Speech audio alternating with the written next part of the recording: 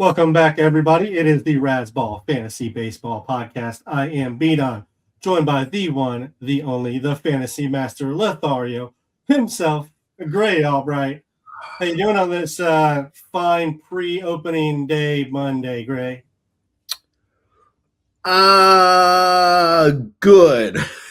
Good. I'm good. It's like it kind of feels like the calm before the storm. I'm ready to go. Got everything locked in. My award-winning rankings are basically locked. My number one rankings from 2023 through 2025. Things are good. I'm good. I have a post nasal drip, but other than that, I'm okay, man. I'm okay. Yeah, Gray. It's almost like when I joined the podcast, good things started to happen for you. The rankings got better. You're now number one. Slowly things have improved. We climbed to number one in the South Korea fantasy baseball charts. just all positive things, positive movements.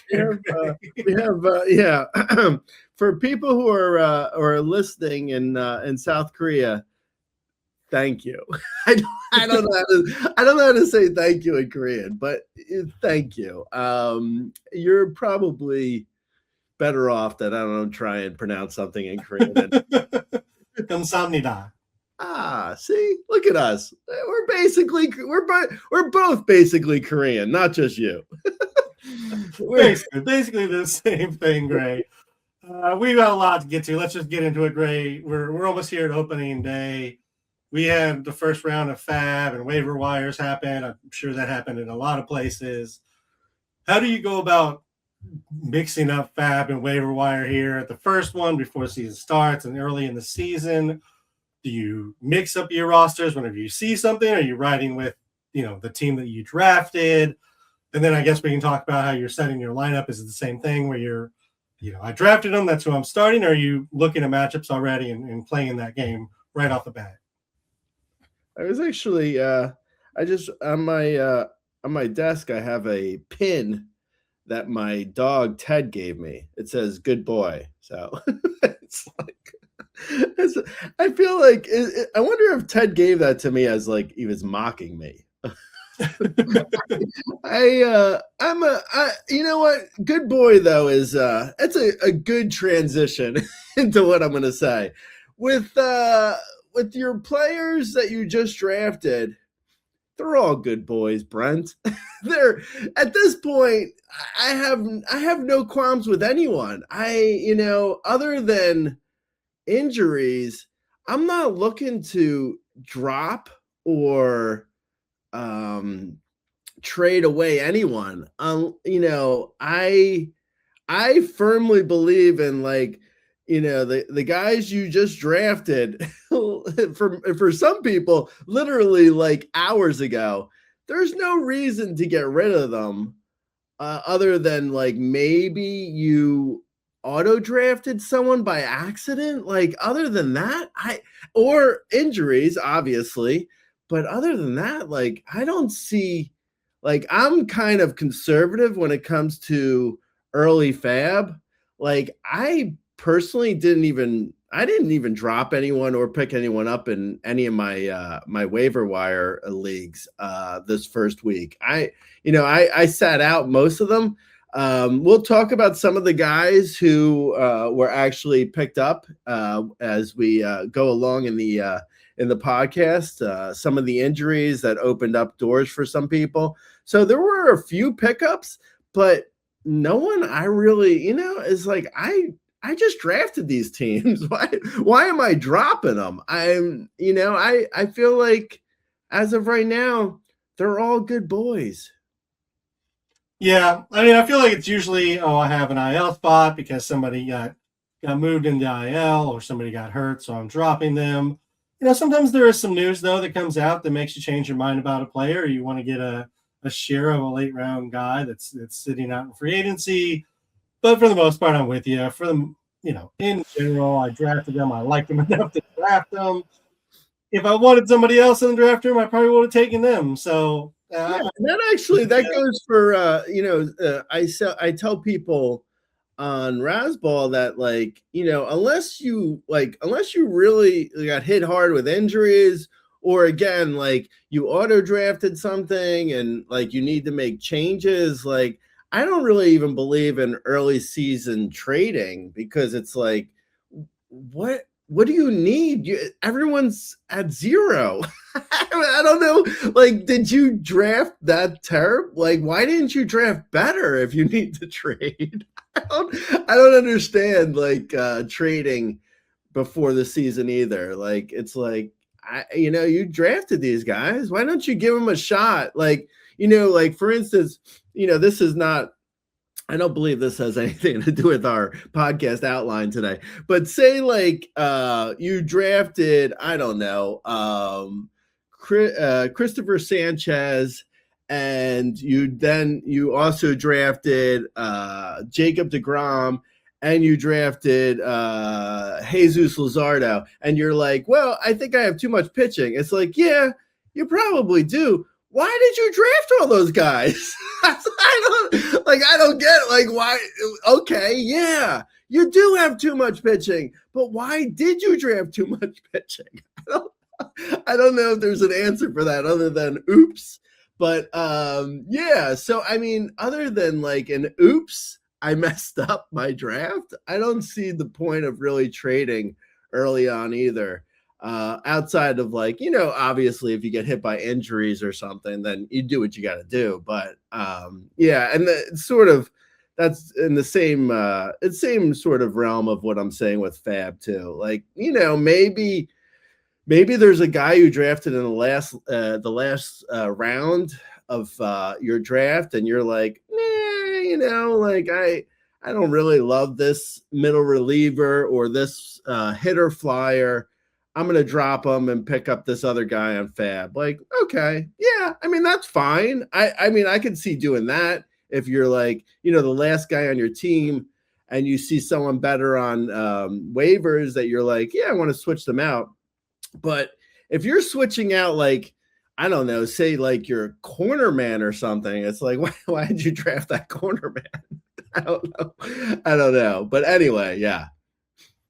Yep, there you go, everybody. Gray has never, ever made a mistake in a draft. He accidentally drafted too much of one category or one position. His team is set from day one, and he does nothing. No, Gray really doesn't do a lot of trades. You pretty much have to send him one that he's winning. No. He will accept it. No, you have to send me a trade that I'm winning, and also text and DM me and be hey, can you look at your trade? Maybe get on the podcast, and before the podcast starts, be hey, I sent you a trade offer. That also helps. Yes. That still could be a month later, though. A month later, oh, I saw that trade. A good time to trade with me is when you're my podcast co-host and you're able to speak directly to me and be hey man, could you look at the trade I sent you? I'm not starting the recording until you look at the trade and give me an answer, Gray. Yeah, that's a good avenue to trade with me. I'm certainly more open to trade. I think back when certain analyst leagues had trading, I was one of the only people who pulled off trades. So I've always been open to trading. There's times in the draft where maybe you're overloaded at a position, or you grab too much of one category because value was there and you didn't want to see it fall into other people. I've certainly been in that position. So I don't mind trading if you see that you are lacking a category, or you're missing on a position, I feel like you're misrepresenting what I said. I don't see the point of trading before the season starts. Once the season starts and you start to see you have too much of one category, then yeah, I mean, obviously I can understand trading at that point, but I'm saying right now, once the season starts and this guy who you thought was going to be your first baseman goes down with an injury, so now you're weak in power, so you have to trade some steals for power. Yeah, all that makes sense. I'm just saying before the season starts, I don't see the point of trading because you just drafted this team. You have no idea what you have. I don't know what you have. I mean, I can guess what you have, but it's like until the games begin, like you don't know if Chandler Simpson's going to steal 40 bags in April. Like, I don't know. I mean, it's like everything is sort of up in the air as of right this second. It is. And I was speaking from a pre-league starting position because you can look at your team sometimes and you go, oh, I ran it through the war room and it says I am +5 steals, 5 points in steals, which is more than 5 steals. It's a lot of steals over in what I need, and I need power. So then you trade some speed for power, or you look at your lineup and you're like, oh, I drafted 3 shortstops. I can't start them all necessarily. Let me see if somebody has a outfielder or a third baseman that might be better for me. And again, these things can happen. You can leave your draft with people you didn't necessarily want, especially like in an auction where you maybe get caught price enforcing on a certain player and you ended up with an extra person that does something or is a position that you don't necessarily need. I'm not as locked in as Gray is, but I understand what he's saying. I think I'm accepting more that sometimes the draft is not perfect and you do have an idea of kind of what you need sometimes. Last week, somebody commented as we were talking about position battles on the podcast and mentioned that they wish we had talked about the Minnesota rotation battle. I didn't throw it in there. I'm not sure why. I think maybe because we had talked about it in this spring training before, but we'll talk about it now, even if it's maybe not useful for that particular person's draft, but I think it'd be useful in general. It looks like Mick Abel, Taj Bradley get the last 2 rotation spots. Simeon Woods-Richardson seemed like he had one locked up, but that's official as well. Zebby Matthews gets sent down. Of those 3 staying up, are you interested in those 3? And if you have Zebby Matthews, is that somebody that you are potentially holding on to, or is that a drop in everything outside of a deep only league? Yeah, I think Zebby Matthews is he's a drop in most leagues outside of AL only. And then I don't, Taj Bradley, he stayed with the Twins rather than going to the WBC to try and win the spot, and it worked for him. And his stuff looks pretty good for he's always had good stuff. It just never really translated. And his stuff in the in spring training looks pretty good. It's all spring training is obviously small sample size, but it looks like he's still struggling a bit with command. So I'm a little bit on the fence with Taj Bradley for like maybe 15-team mixed league and deeper is fine. I think 12-team probably is a little too shallow for Taj Bradley as of right now. And then with Mick Abel, which sounds like one word, Mick Abel, I think is he's a good flyer for every league. I've grabbed Mick Abel in 15-team mixed leagues.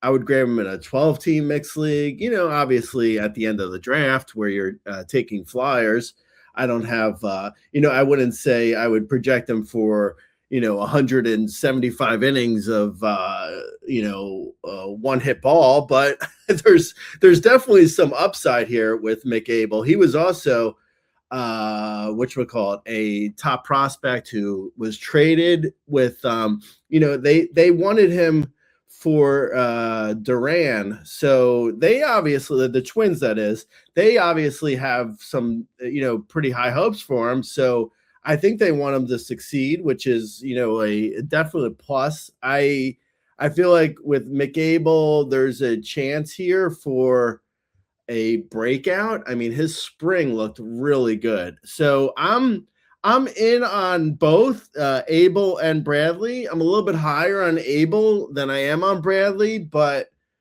both are still just flyers at this point. And what about SWR, Simeon Richardson?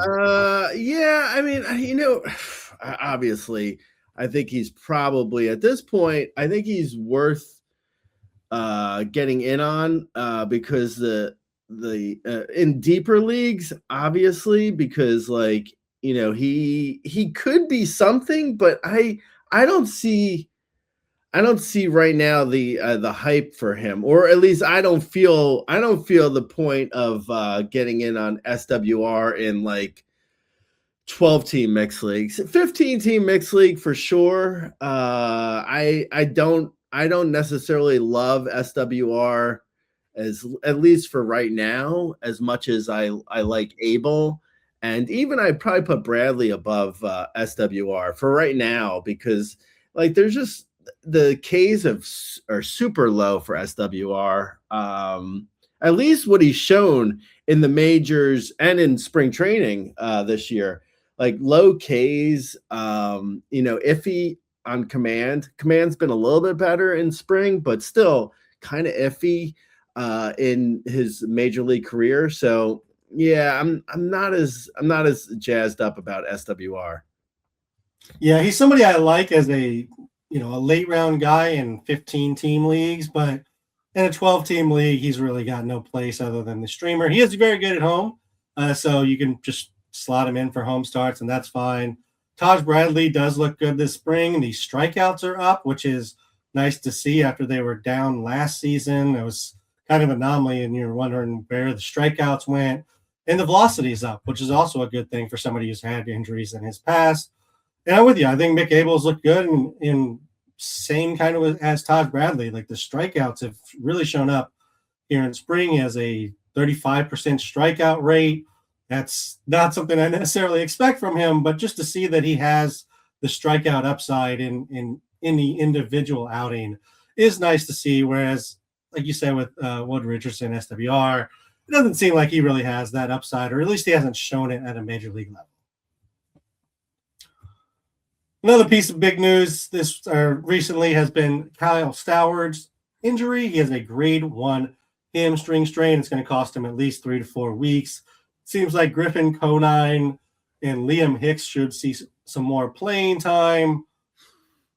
What are your thoughts on drafting Stowers? And then are you interested in Conine or Hicks?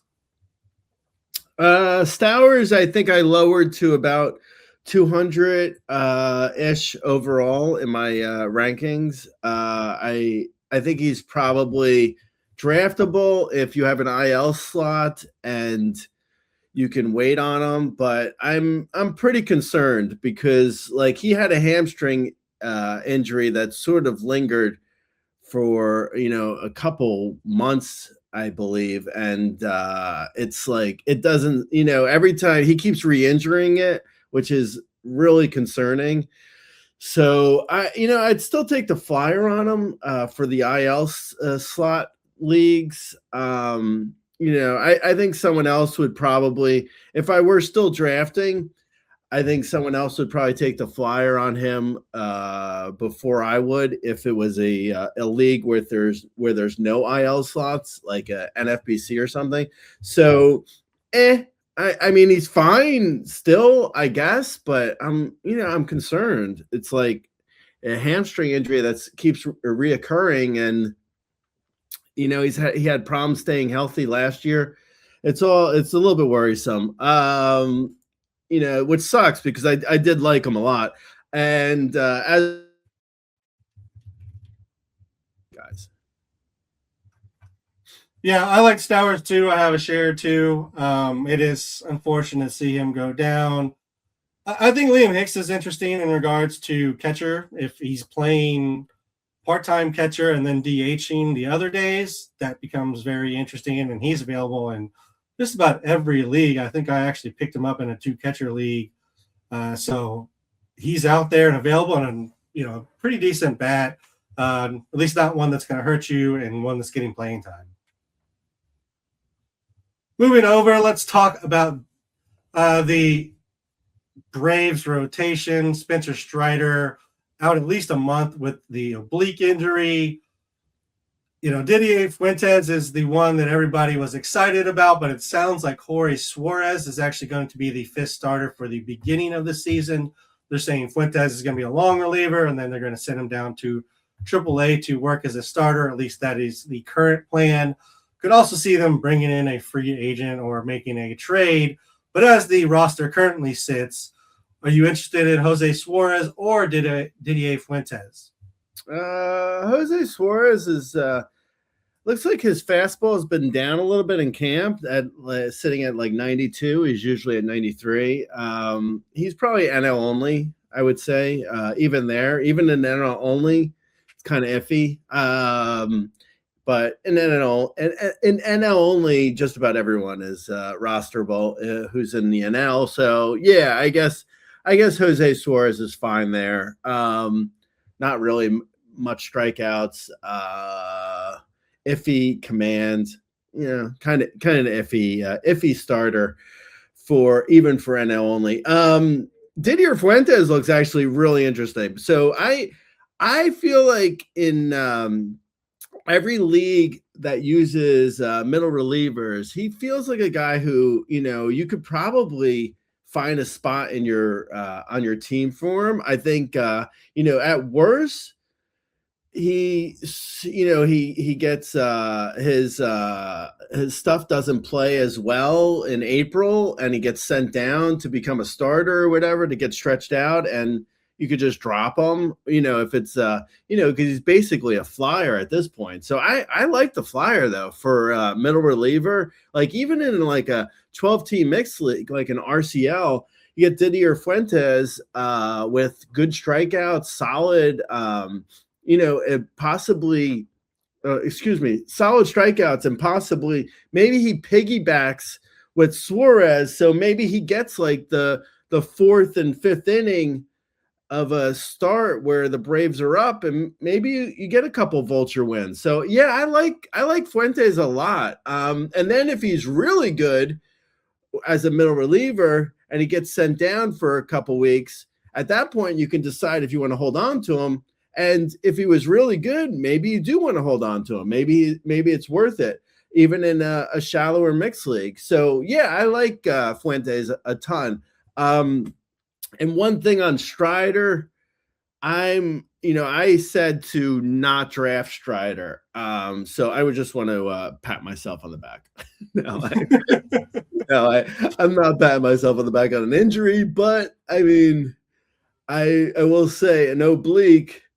It sounds ominous, man. It says 3 to 4 weeks for Strider, tentatively, and then I think there's also potential here for even longer, because like if he has a setback with an oblique, it's not good, man. I'm sorry, I don't want to be the bearer of bad news here, but if you have Strider, I would, fingers crossed that he's okay in a month, because like if he goes out and he tries to rush things and he re-injures himself, that's going to be another month. And you're looking at like June. So yeah, I mean, hopefully he's fine. Yeah, I mean, the velocity never coming around was a huge red flag for me. Even if he didn't come down with this injury, just it feels like something wasn't right. And obviously something wasn't right. He's sitting 93 to 95. He's traditionally been a 97 plus guy. So it just never felt quite like Spencer Strider was back to where we wanted him to be. It sounds like you're a little bit more interested in Fuentes than I am.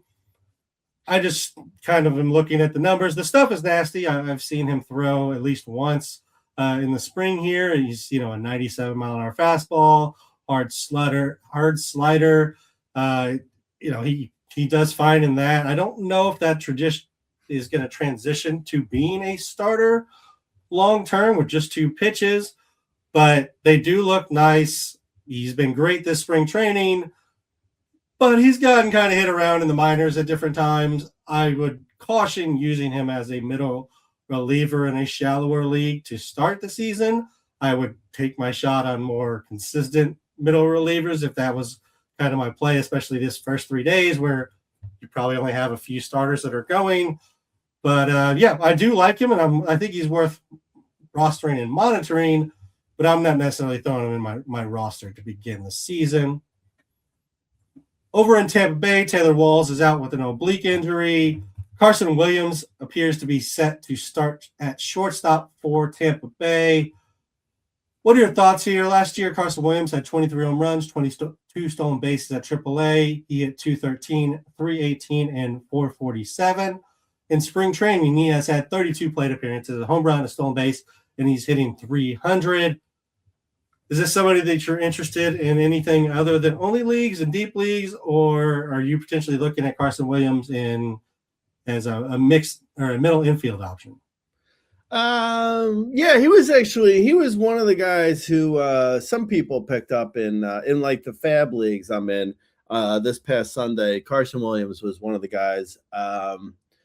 Mick Abel, I think, was picked up too. I actually drafted Mick Abel, so it's a little foresight, a little bit.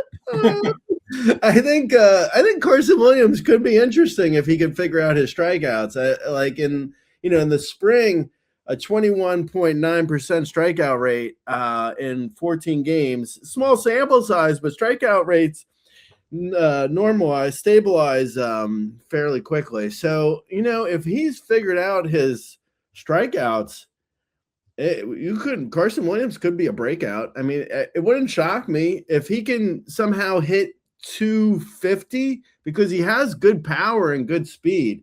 The only thing that's really dragging him down is the strikeouts.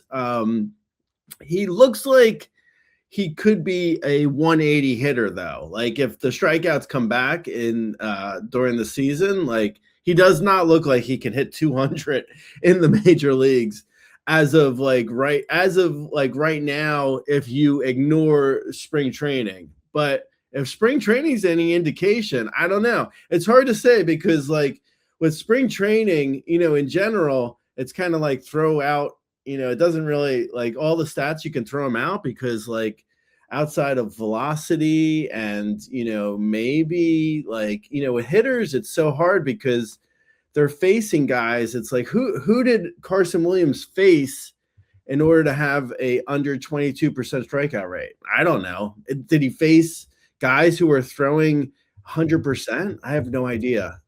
So, as far as Carson Williams goes, I don't mind the flyer in a mixed league, but it's, it could be a guy you're going to drop after a week. It depends.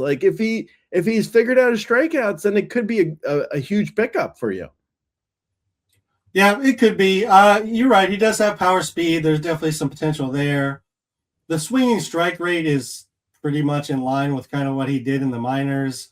I would expect the K rate would eventually kind of climb to where that is, given that the swinging strike rate is where it is. So I'm not necessarily buying the K rate improvement, but you're right. If it does, if he's figured something out, that would be worth monitoring for sure.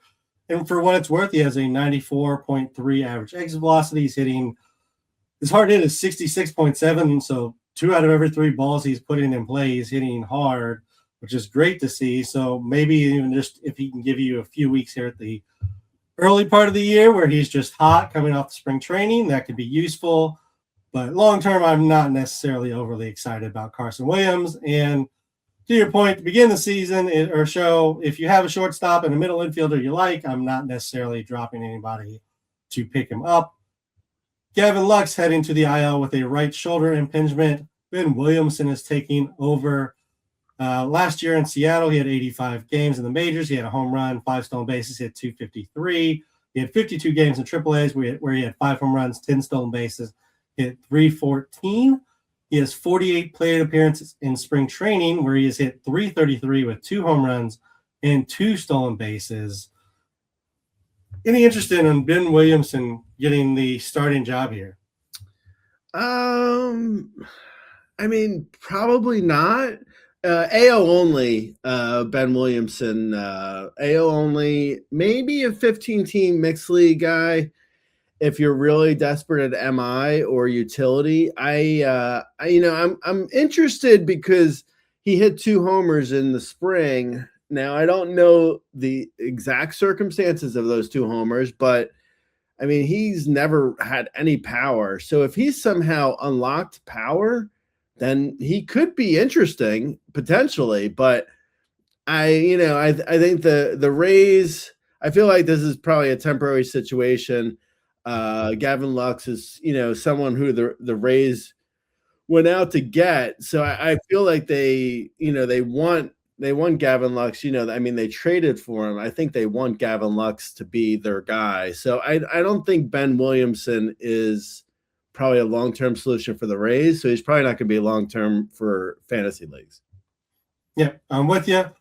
Let's move over to Dodgerland, where they sent Hyesung Kim down. 30 plate appearances in spring training. He had a home run, 5 stolen bases. He was hitting 407, 448, and 519. So he did just about everything he could offensively to stay up in the majors. It seems like Miguel Rojas will be the starter at second base, Santiago Espinal and Alex Freeland in the mix there as well. It was a little surprising that he got sent down, and maybe it's just they want him to play every day. That's pretty much all I can think of, because Alex Freeland is pretty awful at the plate, Gray. I know. I don't really know why Dave Roberts hates Hyesung Kim, but he seems like he does. So maybe, I don't know. I mean, it's there's something going on there, because Hyesung Kim so far in his major league his major league career, I mean, he's looked good. I don't understand it, because Freeland has looked terrible, right? Like, Freeland can't make any contact whatsoever. He even hit 111. Freeland hit 111 in spring training. So, I mean, I don't know. And then Hyesung Kim hit 407 in spring training, hit 280 last year. I don't know. I mean, Kim looks good, man. I don't know what's going on with the Dodgers and Kim. I can't figure it out. Honestly, it feels like the biggest no-brainer to put Kim in as the starter and send Freeland down and have Rojas just rotate as a utility guy. Like that feels like so basic. I don't know, man. I don't know. I'm at a loss, but Freeland outside of NL only is not worth your while, and Rojas is the same situation. Yeah, and I mean, we know the Dodgers clearly don't give a crap about the luxury tax, so I really don't know what it is. Like, back in the day, the Red Sox wouldn't bring up Rusney Castillo because it would add a bunch of salary and they'd get the luxury tax. The Dodgers are way beyond that. They're just going to hit the luxury tax every season they allow it. So I really don't know what's going on there. They win World Series. I guess it doesn't matter if they mismanage a little here and there. Yeah, that's fair. Dylan Cruz was sent down. That's a little bit surprising as well, although he did not exactly make a strong case for himself in spring training.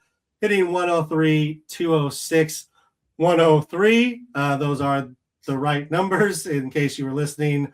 I mean, where are you at on Dylan Cruz in general? I mean, not making the Nationals starting lineup seems like a big drop for him. I mean, in fairness, the outfield is one of the best things in Washington, but still, there feels like he could start for, I don't know, Andre Chaparro at DH instead of that. But the Nationals do not feel like that. Is Dylan Cruz just a lost cause? Yeah, I mean, I think Dylan Cruz is now in that Jared Kelenic bucket of maybe they figure it out sometime, and maybe they figure it out someplace, but it's probably not for the team that they're currently on. I just don't know. I feel like Dylan Cruz looks pretty lost, man. To lose out to Jacob Young and Andre Shapiro. Shapiro, by the way, hit 158 in spring training. So, and Jacob Young, I think, had three games maybe in spring training. I mean, I don't know. I just opened the page. He had 5 games. He hit 100. It's like that's the competition you lost out to. So I don't know. I mean, they're teaching Dylan Cruz a lesson, I guess. I don't know really if that lesson's going to take, or if he's really like he's damaged goods. Maybe, I don't know. He looks bad. I mean, it's not like. I mean, you said this already, but it's not like Dylan Cruz made a great case for himself. So he got sent down because he really was terrible in spring training, and he wasn't good last year. So yeah, I think Dylan Cruz at this point is undraftable, and or I mean, I guess if we're basically out of draft season. He's droppable in everything but NL only. Like even in a 15-team mixed league, it sucks, but you got to cut your losses. I would lose Dylan Cruz. Yeah, we say that as we have a draft tonight and I have a draft tomorrow. But yes, most draft season. Well, people listen to this. I mean, you know. Yes, absolutely. One more injury, Gray, that then we'll get into some spring training performers. Trey Yetvich, NoSavage, shoulder impingement injury, scheduled to start the minor league game on Wednesday, which is nice to see that it hopefully isn't too big of a deal. He's going to begin the season on IL, though. How far are you dropping him in your rankings? That means Eric Lauer, Cody Ponce, Max Scherzer all in the rotation. How do you feel about them? So I dropped NoSavage to roughly. He went from like a low number 2, high number 3 to a flyer as a 6 starter in the like, you know, to grab another teammate of his in like the Cody Ponce range of like, you know, 220 to 250 overall, I think is where Trey NoSavage is now at. He's fine for like, he's similar in the same respect as like Kyle Stowers, and like he's fine for an IL league where you can take a flyer on a guy. I think actually not to compare him to Stowers, because I think NoSavage I think is probably fine. I think there's, you know, in reality, it's like, do you have a guy throw 120 innings from April through August, or do you have him throw from May 15th through as far as you go in the playoffs? I think that's what they're doing with NoSavage. I'm actually not that concerned about him. As far as like injuries go, I mean, it doesn't sound good, a shoulder impingement, but I feel like it's kind of made up probably to limit his innings. I don't know. I mean, it's all speculation. He could be actually injured. I have no idea. My guess is they're just limiting his innings, which is good.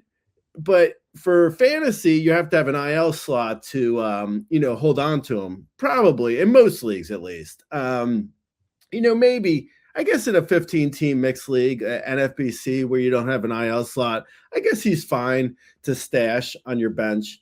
But, you know, I still would, I mean, I would draft him. I would just draft him like later. And if you're, you know, and if you're done with your drafts and you like, you can pick him up, I would pick him up. I have no problem with NoSavage. I just feel like you're looking more at closer to like May-ish. Yeah, I had him as my AL Rookie of the Year in our superlatives that will come out probably by the time you hear this. I changed that given the injury, just because I don't know when we'll see him. But I still think he could actually be AL Rookie of the Year. I think we're probably going to get a similar number of innings as we always were, to your point. So I really probably should have just left it, but just in case he doesn't ever actually throw this year, I went ahead and changed my pick there. But if he wins it, I'll come back here and let everybody know that it is here recorded on the podcast that I did have him down. Any interest in Lauer, Ponce, or Scherzer? If there's a chance for a dear listener, if there's a chance for a victory lap from Beat On or I, we will take it. It will be taken. That's what we're saying. I love that. If he does possibly win the AL Rookie of the Year, I will mention it again. It's true, brutally honest from Beat On. I'm sorry. What was your question? Lauer, Ponce, Scherzer. Any interest? I like Ponce actually a decent amount. I don't like Lauer or Scherzer really. I mean, fine for streamers, but I don't think they're really like outside of AL only. I don't think there's anything there. Ponce is actually I'm kind of interested in Ponce. I kind of feel like I might have actually picked him for comeback player of the year. I like Ponce. Yeah, I like Ponce as well, especially out of those three that we're just looking at them. Let's move over to some spring training performers, Gray. We're going to question whether what you said off the top is true and people pretty much are what you thought they were when you drafted them, or whether that's changed a little bit given what they're doing in spring training. And, of course, to do this, I'm going to bring back your favorite game. Scientific fact, Sex Panther, or I don't believe you. If you're new to the podcast, scientific fact, it's happening, it's real, believe it. Sex Panther, 60% of the time it works every time. Occasionally it's working now, but it's going to be a little hit or miss. And then I don't believe you, which is I don't believe you. It's not real. Don't buy it. And since we've talked a lot about these guys already in positional previews and in the spring training, we'll try and not spend too much time on any one guy as we're going here, Gray. You're saying that's an audience of one. That is just that's directed directly to me, isn't it? I'm just putting that out there into the universe, Gray. And we're starting with the hottest bat in spring, my boy, Matt McLain.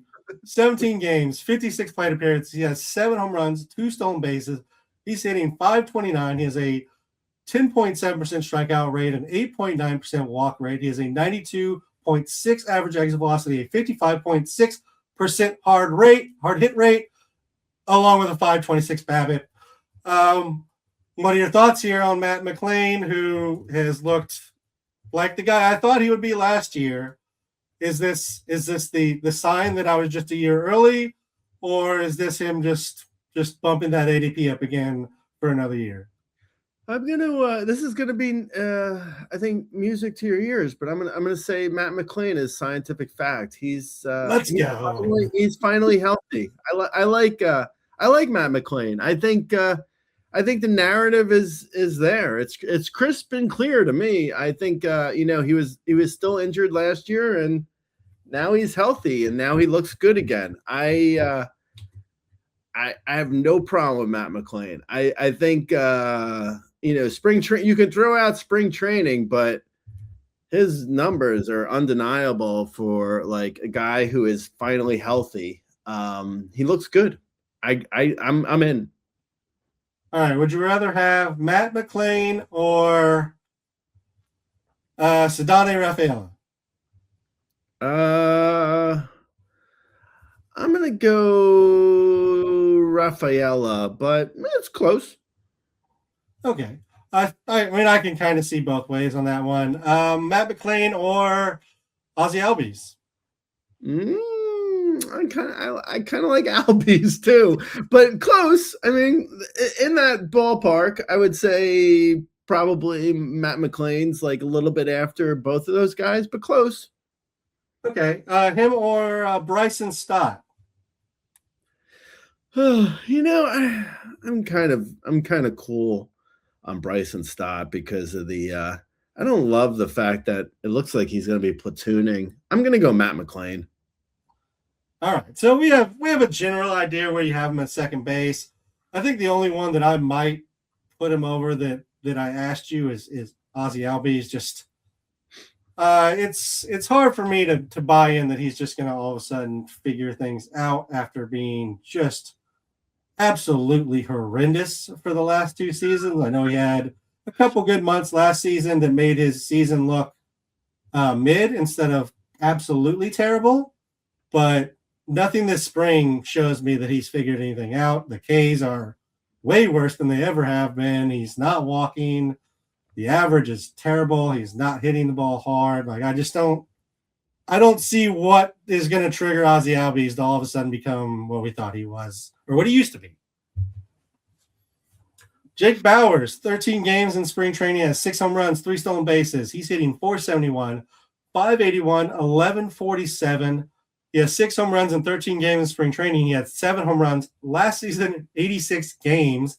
He has a 98 average exit velocity and a 63% hard hit. Obviously, this goes for all spring training stats. This is all small sample size. But are you interested in a Jake Bauers bounce back? Because he's essentially free, Gray.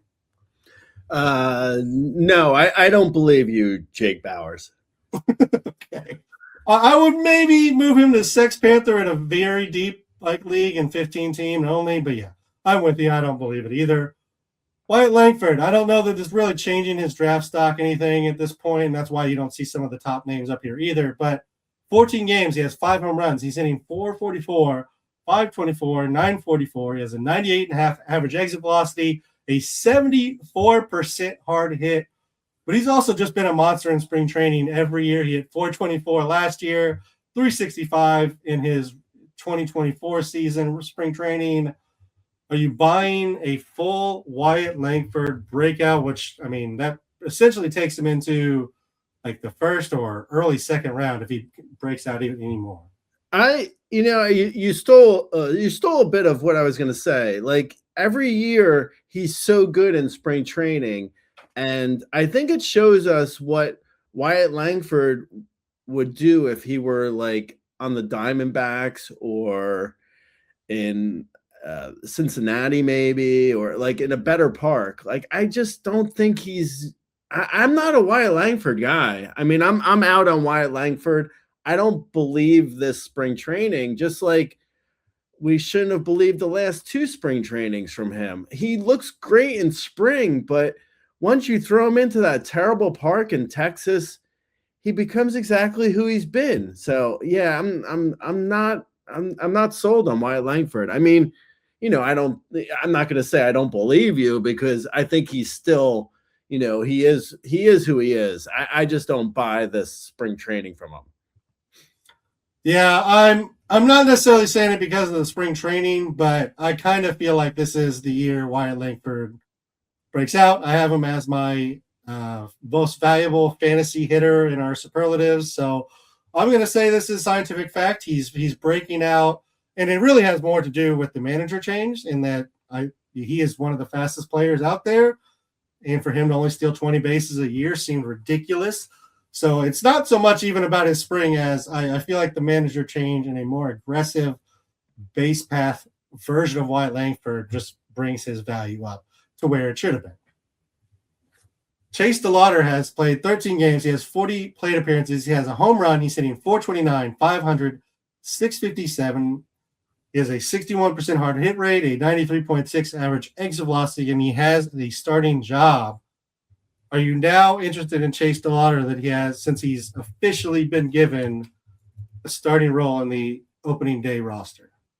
I kind of figured he was going to be the starting right fielder anyway. I always thought he was going to be in the lineup.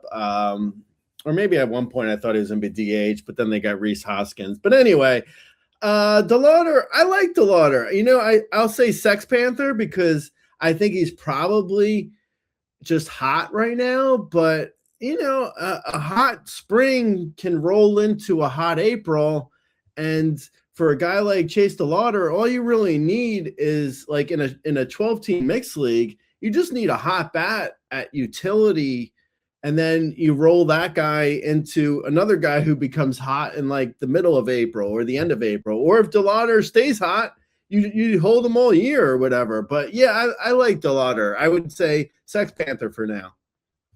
Yep. And by the way, this is who I put in as my replacement for AL Rookie of the Year is Chase DeLauder. Austin Riley, 15 games, 5 home runs, 1 stolen base. He has hit .395, .478, and .868. The batted ball is still really good. It's always been really good. It's in line with recent years. That being said, Austin Riley has not been what we thought what we want him to be in recent years. So are we getting back to 30 plus home run, 275 plus Austin Riley, or are we still going to be in the 25 home run, 255 guy? At this point, I think people would be over the moon if they got 25 home runs from Austin Riley. I mean, he hasn't cracked 20 homers in 2 years now. So, I mean, I think this is, it's, with a vet like Austin Riley in spring training, facing all these meatballs that are getting thrown by guys who are just trying to break the roster for other teams. I don't know if I could really trust any of it. So I don't know. I mean, Austin Riley is probably, I would say, I don't believe you for the spring training, but I don't know. Maybe he enters April hot and, we get something better from Austin Riley. I mean, he hasn't even been able to stay healthy the last 2 years. So I would take 150 games of Austin Riley and 25 homers. And, if you get that, I'll be like, oh, great. At least there's that. Yeah, I agree with pretty much everything you said there. And if third base wasn't just a train wreck, he would probably drop even further in the rankings. Just that you get a point in third base, you're like, oh, there's really boring people and people without full-time playing time. So I guess we'll put Austin Riley here in the rankings. Yeah, I would love to see him bounce back, but I'm not necessarily buying it. Josh Smith has 17 games, 53 plate appearances. He's hitting 390, 528, 756. Obviously not somebody that we're clamoring over, but is Josh Smith worth rostering in 12-team leagues just to see if he can carry some of this over? He has 4 home runs, 3 stolen bases in spring training to go with those numbers already read off. Yeah, I think I wouldn't be shocked to see Josh Smith become a 12 homer, 12 steal, 250 hitter like he's been every other year of his career. So I don't believe you, Josh Smith.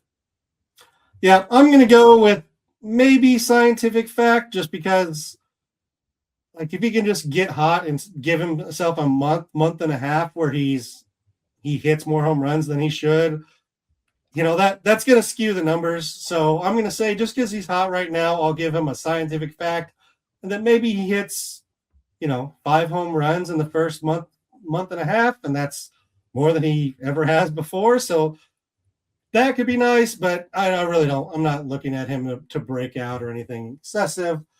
Kobe Mayo, 14 games, 40 plate appearances, 2 home runs, a stolen base. He's hitting 389, 400, 639. He's a 50% hard hit rate and 91 average exit velocity, a 10% strikeout rate. Are you interested in Kobe Mayo, who all of a sudden has a job locked up as well? Yeah, I mean, in a 15-team mixed league, sure, I would take a flyer, but I don't think he's on 12-team mixed league radars yet. So I'll say Sex Panther. I mean, there's a chance here he could become more because he was considered a top prospect at one point, and he's still he's only 24. So yeah, I mean, I'll say Sex Panther with the potential for a scientific fact. Yep, I'm with you. Moving on, Shea Langoliers, 19 games, 54 plate appearances, 7 home runs, 348, 444, 891, 94 average exit velocity, 41.7 hard hit. This is a lot of people's, favorite to be the number 2 catcher, I guess, behind Cal Raleigh. It might be my favorite at number 1 because this is pretty much what Cal Raleigh did last spring, was just absolutely mashed and then carried it over. Langoliers already showed us he has the power. What are your thoughts on Shea Langoliers? Shea Langoliers, absolute scientific fact. I would not be surprised if Shea Langoliers is the top catcher in baseball this year. It would not shock me at all. I mean, Cal Raleigh came out of nowhere to hit 60 and a decent average. Cal Raleigh is more of a 30 homer, 240 hitter. Shea Langoliers is going to hit 35 and 260. Shea Langoliers is going to be the number 1 catcher. There you go. Bold prediction. Let's go. There you go. Moving on. Cole Young, 19 games, 63 plate appearances, 6 home runs, 3 stolen bases. He is hitting 281, 349, 667. He has a 95.8 average exit velocity and a 55.8% hard hit grade. This is not necessarily what I thought we'd get from Cole Young, but Cole Young is absolutely destroying baseballs right now. Any chance this carries over for Seattle? Yeah, I mean, Cole Young he's 22 and he's got some prospect pedigree. I don't mind actually Cole Young. I think he's going basically unnoticed in drafts, and he does have power, speed, and can hit for a decent average. For 15-team mixed league, I mean, he's hitting at the bottom of the Mariners order, so it's not going to be fantastic. But for MI in a 15-team mixed league, probably not the worst thing you could do. I don't think he's on 12-team mixed league radars yet. So I'll say Cole Young, Sex Panther.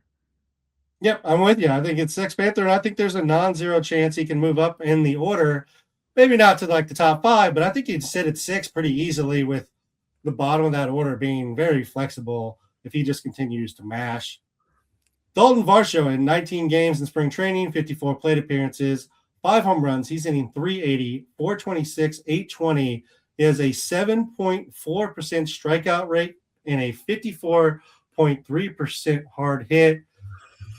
Again, it's not somebody that's a mystery to us, but is Dalton Varsho potentially ready to take the step that we thought he would take after his 2022 season?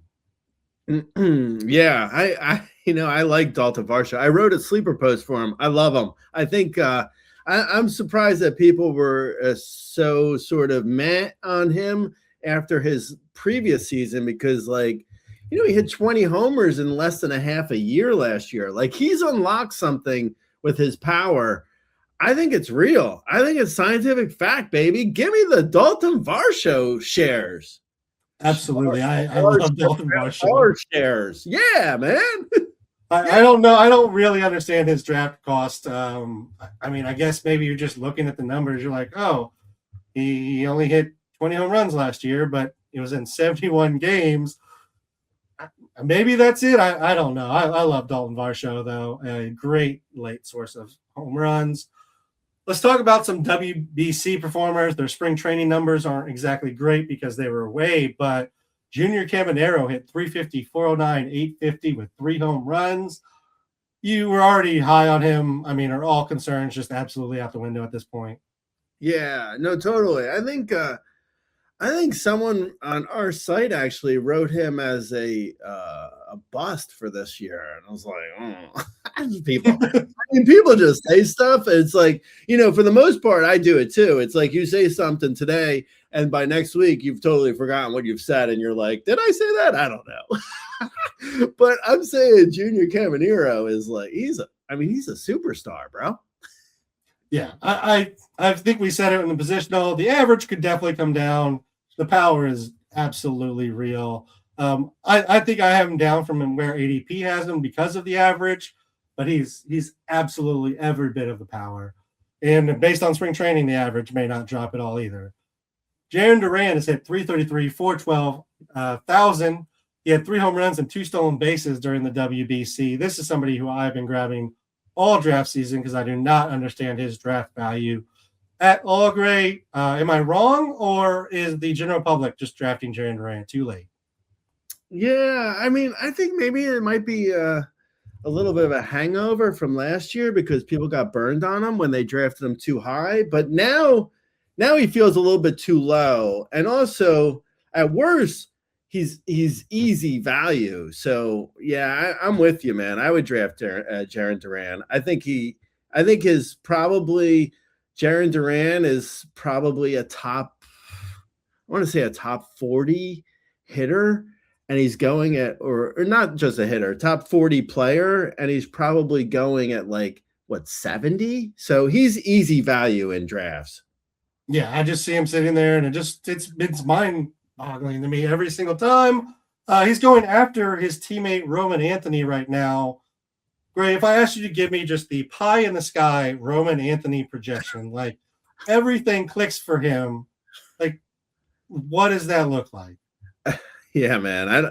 I don't understand the Roman Anthony thing at all. I'm totally like missing out on like the Roman Anthony gene because I don't see it. I mean, if he does it, great, but like what 20, 25, 25, 280 maybe is like that's pie in the sky too. Like I don't buy the power. I don't think I buy the speed. Like I'm saying pie in the sky. Like realistically, he's a 20 homer or 17 to 22 homer, 12 steal, 270 hitter. I mean, it's so boring. I don't see what people are seeing in Roman Anthony. I'm missing it, to be honest. No, I mean he feels like Alex Bregman, who is a phenomenal real life baseball player, but for our game is very, very boring outside of the super crazy bouncy ball years and that other thing that Houston was doing for a little while. Yeah. Ezequiel Tovar, another ADP wonder for me, is hitting 471, 500, 647. Really only bring him up to say, please stop ignoring Ezequiel Tovar. It's absolutely ridiculous. Yeah. Yeah, it's probably too late in the game for us, be giving people draft advice. But yeah, Tofar was going too late for what Tofar is going to do. He's as reliable as they come. It just, minus last year when there was an injury. And he's healthy now. So yeah, I'm in on Tofar as well. Yeah, those injury hangovers, they really drag down ADP. O'Neal Cruz. I mean, he's been great here, or he was great, I guess I should say, in his limited time in the WBC. Only 5 at bats, but he had 2 home runs and hit 600. Gray. This is our favorite dream upon guy. Could it happen? Could the dream happen? I think O'Neal Cruz is someone who probably. Actually, that's not true. I was going to say, well, he did 2 years ago. Okay, so what I was going to say was he's probably a guy who he feasts on bad pitching, and in spring training, you see bad pitching, in the WBC, I mean, you see kind of iffy pitching from some. I don't know who he was facing, I honestly, but I was going to say that, and then last year in spring training, he looked terrible, O'Neal Cruz, that is, but then the year before, he was great in spring training, but then that injury happened. So I don't know. Maybe O'Neal Cruz puts it together to a certain extent. I mean, even in spring training, he has a 31% strikeout rate. So he's still going to hit 220-ish. But maybe the power and speed are finally there. Well, I mean, the speed was there last year. Maybe the power, it gets a little bit of an uptick. Maybe he does like a 30 to 30 year, maybe. Yeah, I mean, for the average, the way he hits the ball, it's ridiculous. He's only a 20 home run guy. Really, he has a 99.2 average EV and a 68.8 hard hit here in spring training. And those are, not abnormal numbers for him. He absolutely mashes the ball. He just misses it an awful lot. Let's talk about some pitchers real quick. Luis Severino came out of nowhere to throw 7 1/3 innings, 11 Ks, 2.45 ERA, 109 WHIP. I mean, I don't even think he was on my draft board, but if would you potentially look at grabbing Luis Severino and starting him on the road? Yeah, I was gonna say, like, I think Severino is a decent draft pick or a decent pickup for road starts, but I wouldn't start him in Sacktown. I would never do it. No, his ERA was double road versus home last year. You can't start any pitchers for the A's at home. Daniel Palencia, 5 innings, 9 Ks, no earned runs, 1 walk, got the save for the win. What are your thoughts here on Daniel Palencia? Is he climbing up your closer rankings as he just looked absolutely phenomenal in the WBC, or are you kind of just locking him in where he was? Yeah, no, I think he's opened my eyes in the WBC. I liked what I saw in that final game, the only game I saw in the WBC. But he looked good. I mean, he looked like a closer. I wouldn't be shocked to see him have a 35 plus save season with good ratios. His command can get a little bit sideways at times. Hopefully he can keep his command in order. And yeah, I mean, I like him. I like what I saw. Yep, I do too. I've officially moved him into my top 10 at closer. So he has climbed the ranks all during the offseason here. Eduardo Rodriguez, 7 innings, 9 Ks, 2 walks, 3 earned runs. And again, another guy I pretty much was just ignoring. I know the War Room never really lets you do that with Erod, but what are your thoughts on Eduardo Rodriguez? Yeah, no, no. Okay. I'm not into Eduardo Rodriguez. I think I think actually, if nothing else, that was a good show. That was a good sign of like the WBC, like how much does it really mean? Like, like guys that get, like, even during the season, like Eduardo Rodriguez might have a good start or two, but it doesn't change who he is. No, completely agree. And you already made the frame of reference kind of for WBC, but also as an additional one, James Paxton, who didn't pitch last year because he wasn't good enough to make any rosters, went 4 1/3, 8 Ks, 2 walks, 0 earned runs. So there's a little bit of reading between the lines here for WBC. Let's talk about some velocity gains, Gray. Bryce Miller, only one outing in spring training because of some injury things here and there, but velocity's up to from 94.8 to 97.3 in spring training. I feel like Bryce Miller's kind of been one of those risers here in spring training already, but with this now, I feel like it's just going to kind of jump this last few drafts. Yeah, no, I think with velocity in general, but Bryce Miller specifically, I think it doesn't really move them up a ton for me. But it's like if I'm between Bryce Miller and another guy with like say, I don't know, Brandon Pfaadt or something. Like if I'm between them and it's the end of the draft, I'll be like, yeah, I'll take Bryce Miller flyer because I mean his velocity is up, so why not? Yep, I agree, and I actually like Bryce Miller quite a bit for a bounce back season, and definitely banged up last year, so kind of just writing that off. I will say it's not a high K profile, so there's only so much to really chase here with Bryce Miller, unfortunately, as well. Moving on, let's talk about Randy Vasquez. 18 1/3 innings. He is a 4.91, 104 on the ratios, but the velocity is up to 95.6 from 93.4 last year. Again, not a big name, but are you interested at all in Randy Vasquez here? It's funny because I'm not really interested in Randy Vasquez at all in mixed leagues, but in an NL only, I felt like in an NL only, he was a guy who I was like, someone else drafted him. I was like kicking myself for not taking him first because I like Randy Vasquez for NL only, but for mixed leagues, I mean, we need to see something in like the season first. Yeah, a couple of bullpen guys that could move around, either closer or potentially starter, is Tyler Phillips and Brendan Little. They're both up a couple of miles per hour this spring training. Any interest in either of these guys?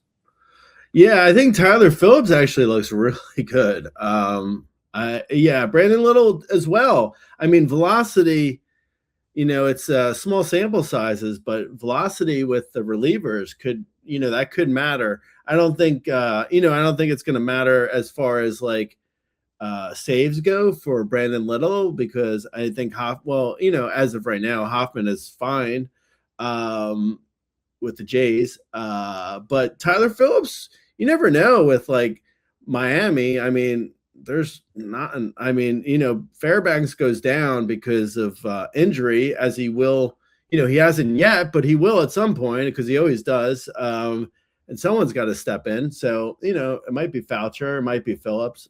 I don't know. Phillips isn't a bad flyer for NL only, like a middle reliever, and Little's probably same, but for AL. Yep, I agree with both those. And Tyler Phillips's velocity has been climbing the last 3 years. So even looking at his past numbers kind of feels a little irrelevant given that he's jumped, 4+ miles per hour over spring training or over the last couple of years. So, yep, like both those guys.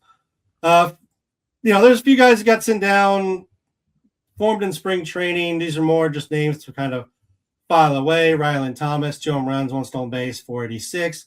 Reese Hines, 5 home runs, 1 stolen base. He hit 410.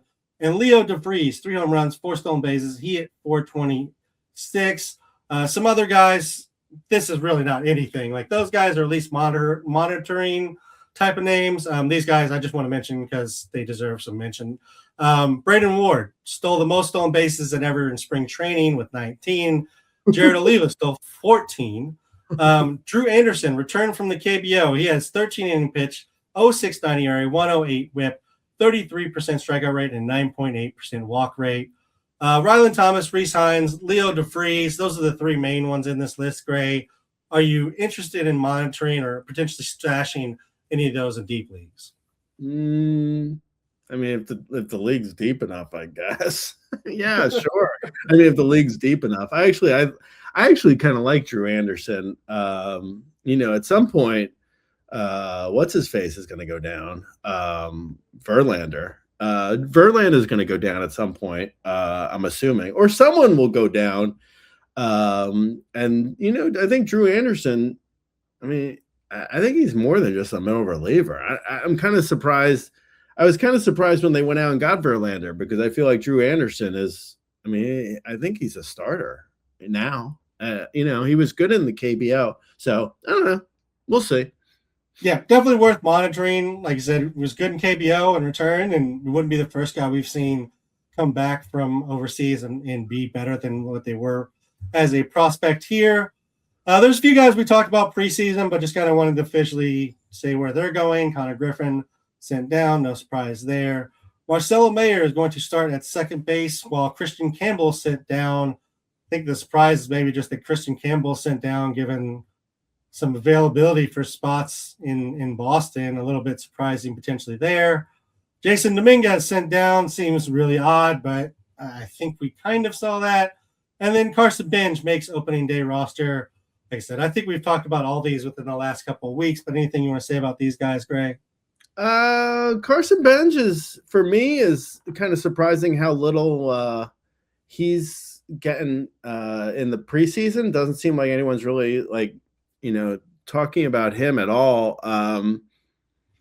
Might be because he didn't have his spot in the lineup shored up yet. So maybe now people will be a little bit more excited. But Carson Bench, 15 homers, 22 steals, 281 last year in the minors, has is pretty good prospect. Good power, good speed, may not kill you in average. I'm kind of interested in Carson Bench, if nothing else, 15-team mixed leagues and deeper.